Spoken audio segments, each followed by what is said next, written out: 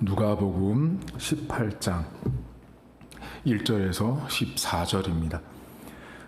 예수께서 그들에게 항상 기도하고 낙심하지 말아야 할 것을 비유로 말씀하여 이르시되, 어떤 도시에 하나님을 두려워하지 않고 사람을 무시하는 한 재판장이 있는데, 그 도시에 한 과부가 있어 자주 그에게 가서 내 원수에 대한 나의 원한을 풀어 주소서 하되, 그가 얼마 동안 듣지 아니하다가 후에 속으로 생각하되, 내가 하나님을 두려워하지 않고 사람을 무시하나 이 과부가 나를 번거롭게 하니 내가 그 원한을 풀어 주리라. 그렇지 않으면 늘 와서 나를 괴롭게 하리라 하였느니라.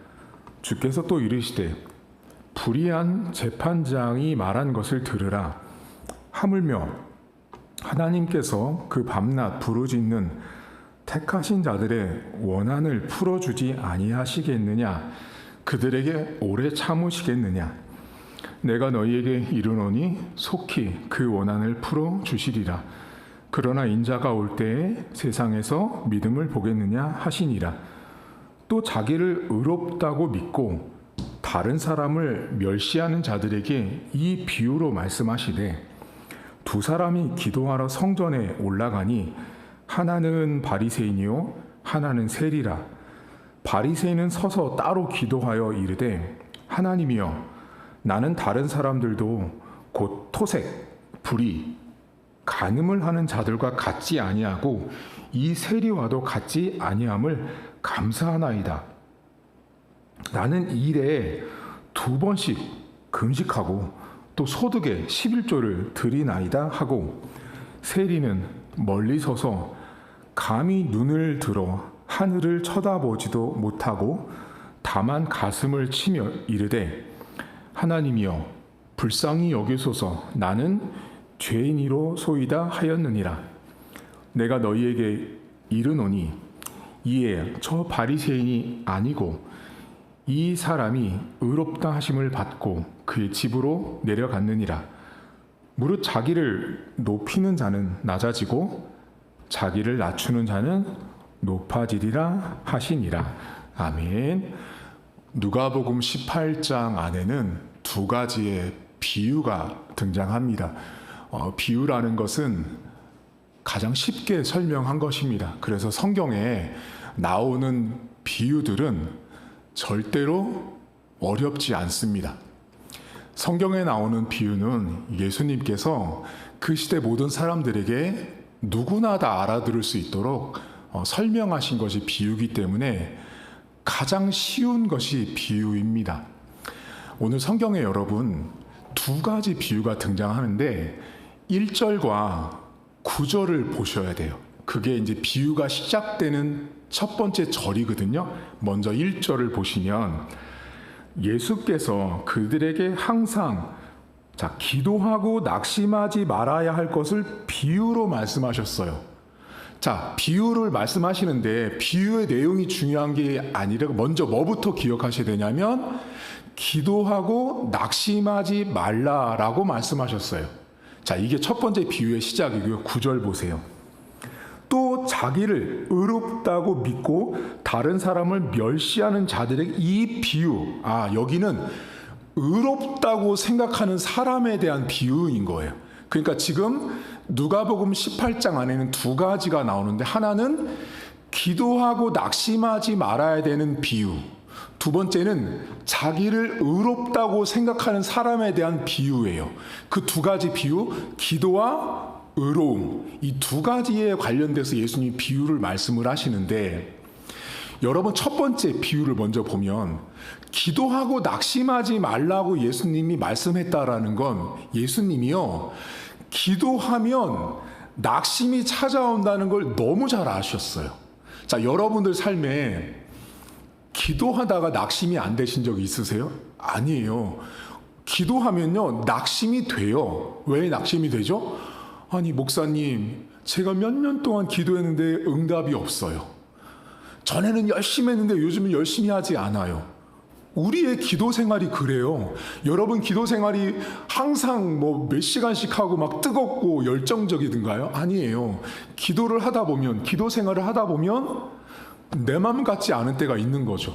기도도 잘 안 되는 것 같고, 기도도 못하는 것 같고, 기도 응답도 안 오는 것 같고, 내가 기도해도 하나님은 눈 감고 기도 닫고 계신 것처럼 하나님이 안 보이는 기도의 낙심이라고 하는 시간이 신자들에게 올 수 있는 거예요. 그걸 예수님이 너무 잘 아셨어요. 그런데 예수님께서 절대 낙심하지 말라라고 말씀을 하시면서 비유를 이야기하세요. 자, 그러면 먼저 이 비유를 가기 전에 예수님이 먼저 기도하고 낙심하면 안 돼, 얘들아. 그리고 나서 이 비유의 맨 끝에 절을 보셔야 돼요.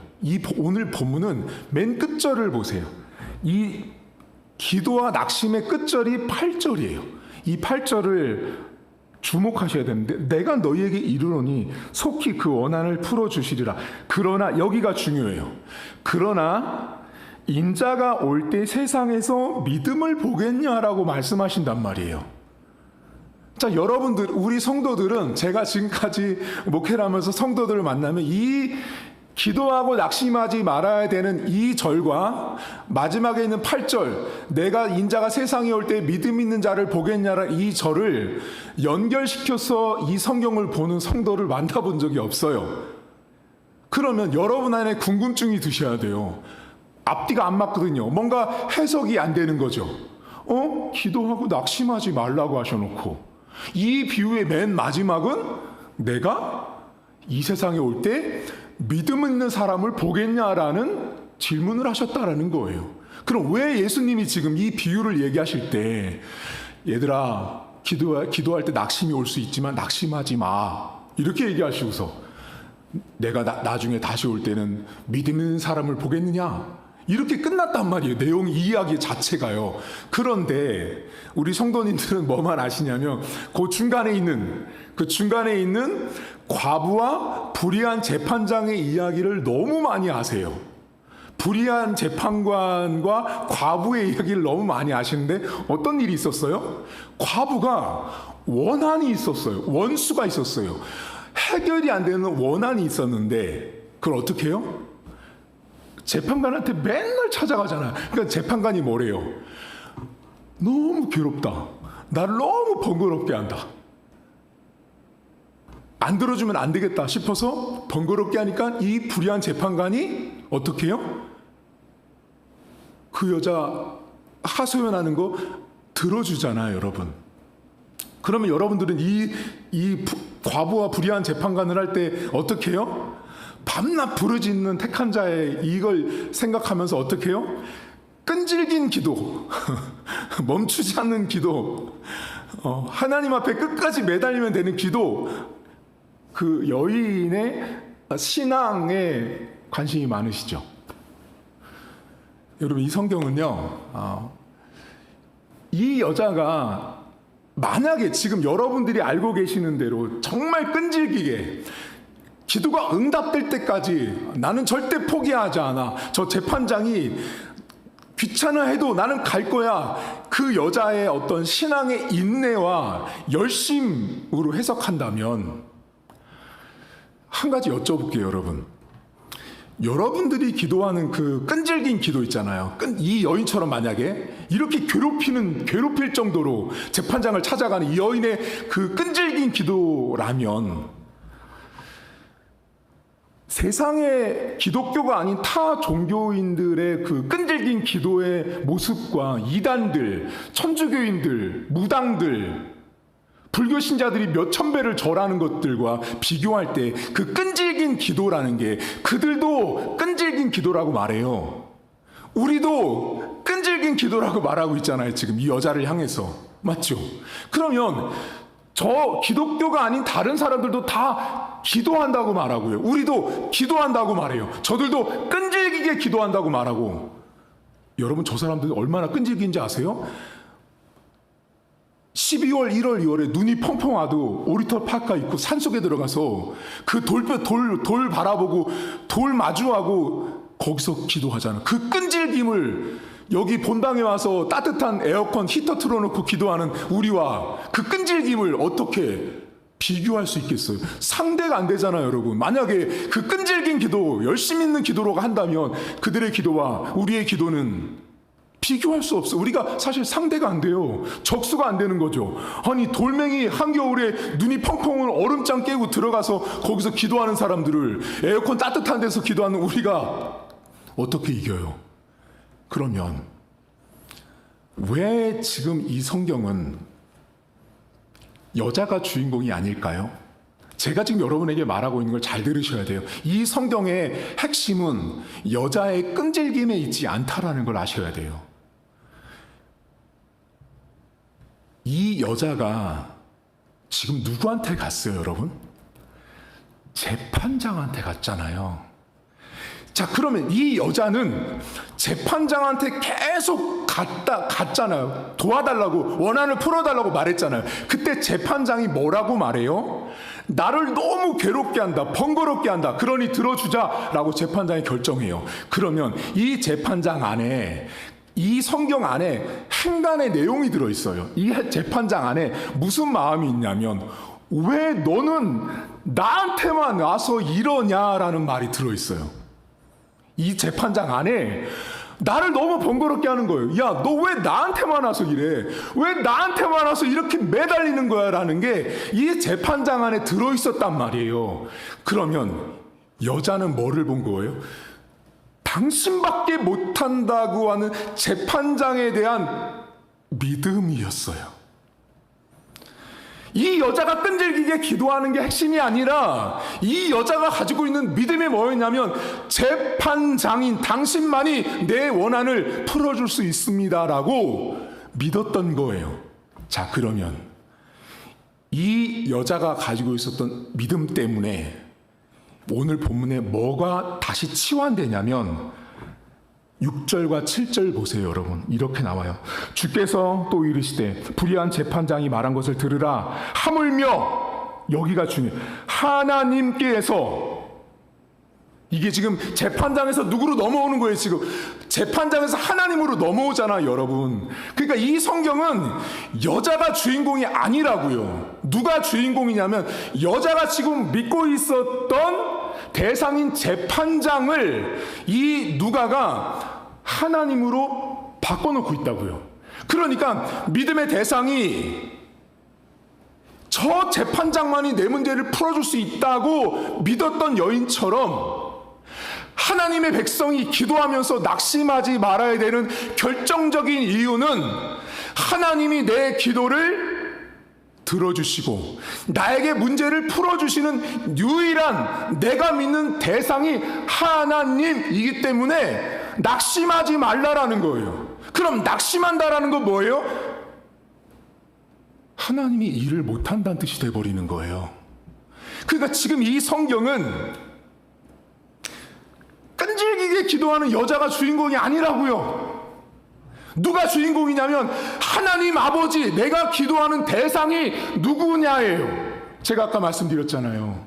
산속 가서 끈질기게 기도하는 수많은 타 종교 사람들과 에어컨과 히터를 맞으면서 여기에서 기도하는 우리와 그 끈질긴 기도를 하지만 뭐가 다르냐고요. 지금 내 기도를 들어주시는 대상이 다른 거예요. 대상이. 그들은 하나님께 기도하지 않지만 우리는 하나님께 기도하기 때문에 반드시 응답 주신다예요. 그래서 누가가 기도하면서 낙심하지 말라라는 거예요. 우리가 기도하는 대상은 하나님이기 때문에 기도하면서 낙심하지 말라고 말씀하시고, 이 불의한 재판관의 비유 이야기 맨 끝에 내가 올 때 믿음을 보겠냐, 믿음의 사람을 찾겠냐라고 말씀하신 거예요. 그럼 이건 무슨 뜻이에요? 어떤 상황이 와도 내 기도를 들어주시는 분이 하나님밖에 없다라고 믿고 사는 사람들, 오늘 하루도 하나님이 하신다라는 것을 믿는 사람들, 내 기도를 들어주시는 분도 하나님, 내 교회, 내 가정, 내 자녀의 일도 해결하시는 분도 하나님, 그거 믿는 사람, 예수님 다시 올 때 그런 사람을 찾아보겠냐라고 말씀하신 거예요. 이 성경 잘 보세요. 여자처럼 끈질기게 기도하는 사람을 찾겠다가 아니라 믿음의 대상을 분명히 하고 하나님께 믿음의 초점을 두고 하나님이 응답한다라는 걸 믿고 사는 사람, 그런 사람을 마지막에 내가 찾겠냐 보겠냐라고 말씀하신 거예요. 우리 성도님들 오늘부터 이 과부와 재판장 이야기 들으실 때 이 여자처럼 끈질긴 기도를 하나님이 원하는 게 아니에요. 이 여자처럼 밤낮 부르짖어서 하나님께 이 여자의 그런 근성, 기도의 열심, 인내를 그걸 보고 그 여자의 행위 때문에 응답 오는 게 아니라 그 기도를 들어주시는 대상이 하나님이기 때문에 기도 응답이 온 거예요. 내가 기도하는 대상이 하나님이기 때문에 끈질기게 기도하는 사람과 내가 믿는 대상이 부처인 사람이 끈질기게 기도하는 내용은, 결과는 하늘과 땅 차이인 거죠. 우리의 기도의 대상은 하나님인 거예요. 따라서 여러분들이 이 과부와 불의한 재판관 비유를 보실 때 맨 마지막 절이 핵심이에요. 믿음의 사람을 내가 보겠느냐, 발견할 수 있겠냐라는 말씀을 왜 하셨냐고요. 너희들이 기도하는 대상이 하나님이기 때문에 그 하나님을 믿는 자는 절대 낙심하지 말라라는 거예요. 마치 여자가 재판장 아니면 당신 아니면 이 문제 해결 못합니다, 도와주십시오, 그 재판장만이 내 문제를 해결할 수 있다고 믿었던 그 여인처럼 저와 여러분들이 오늘 하루를 출발하면서 하나님 아니면 안 돼, 하나님만이 할 수 있는 일이야 라고 믿고 출발하는 하루, 그런 사람이 하나님의 백성, 그런 사람이 기도하다가 낙심하지 않는다라는 거예요. 그리고는 두 번째 비유가 자신을 의롭다라고 생각하는 바리새인이 나와요. 이 사람들이 어떻게 해요? 금식도 하고요, 11조도 하고요, 온갖 불법은 행하지 않고 아주 도덕적이고 윤리적으로 살아요. 근데 이 성경의 이 비유에 자기를 의롭다고 생각하면 남을 무시하는 사람의 또 끝절을 가보셔야 돼요. 끝절에 14절 보세요. 내가 너희에게 이르노니 이에 저 바리새인이 아니고 이 사람이 의롭다 하심을 받고 그의 집으로 내려갔느니라. 여기가 중요해. 맨 끝절 무릇 자기를 높이는 자는 낮아지고 자기를 낮추는 자는 높아지리라 하시니라. 여기를 연결해야 되는 거예요. 다시 아까 전에 9절에 뭐 했어요? 자기를 의롭다고 여기는 자 있잖아요, 여러분. 나는 의로워, 나는 맞아, 내가 정답이야 라고 말하는 사람들에게 이 비유의 끝이 뭐예요? 무릇 자기를 높이는 자는 낮아지고 나를 낮추는 자는 높아진다라고 예수님 말씀하시는 거예요. 이게 또 연결이 안 된단 말이에요. 그럼 무슨 말이, 이 중간에 뭐가 들어있어요? 바리새인들이 지금 어떻게 했어요, 여러분? 바리새인과 세리가 등장하거든요. 근데 바리새인들은 어떻게 해요? 나는 11조도 합니다, 금식도 합니다, 나는 뭐 구제도 하고 봉사도 하고 헌신도 하고 다 했습니다, 하나님 저 세리들과 같지 않습니다라고 딱 말했잖아요. 근데 여기 있는 세리는 뭐라 그래요? 저는 죄인입니다 라고 말합니다. 바리새인들은요, 자기를 뭐로 높인 거예요? 나 11조에, 나 헌금해, 나 헌신해, 나 봉사해, 나 금식까지 해. 이게 자기를 높인 바리새인의 모습이었어요. 자기를 낮춘 자가 누구예요? 세리는 나는 죄인입니다 라고 말씀하세요. 그럼 지금 예수님이 자기를 높이는 자는 낮아진다는 건 뭐예요? 금식 자랑하고 11조 자랑하고 헌금 자랑하고 봉사 자랑하는 자들은 다 낮아지지만 내가 주님 죄인입니다라고 말하는 자는 높여주신다라는 거예요. 그게 하나님 나라의 원리고 하나님 나라의 법칙이라는 거예요. 근데 오늘날 어때요, 여러분? 교회 안에 많은 성도님들이 내가 교회에서 눈에 보이는 것들로 스스로를 높이고 살아가죠. 여러분, 기독교인 신자가 높아지는 유일한 길은 하나님 앞에 내가 죄인인 것을 인정하는 거예요. 내가 하나님 앞에 봉사를 뭘 하고, 내가 목사입니다, 장로입니다, 권사입니다, 집사입니다, 수십 년을 교사했습니다, 찬양대도 했습니다. 하나님, 아니요, 하나님은 그런 거 안 봅니다. 너가 11조를 얼마나 하느냐, 헌금을 얼마나 하느냐, 다 필요 없습니다. 하나님이 우리에게 요구하는 건 딱 하나, 낮아지는 건데 뭐를 낮아지냐? 하나님, 저는 죄인입니다.